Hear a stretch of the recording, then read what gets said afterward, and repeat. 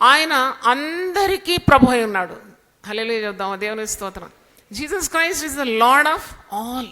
ఎందుకంటే లూకా సువార్త 2వ అధ్యాయంలో మనం చూసినప్పుడు ఇది ప్రజలందరికీ కలగబోవు మహా సంతోషకరమైన శుభవార్త. ఇది కొందరికి కాదు, యూదులకు మాత్రం కాదు, లేక ఇంకో దేశం వారికి కాదు.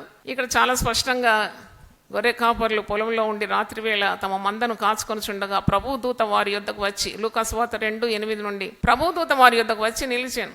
ప్రభు మహిమ వారి చుట్టూ ప్రకాశించినందు వారు మిక్కిలి భయపడి, అయితే ఆ దూత, భయపడకుడి, ఇదిగో ప్రజలందరికీ కలగబోవు మహా సంతోషకరమైన సువర్తమానం. అంటే ఇది ప్రజలందరికీ అన్నమాట.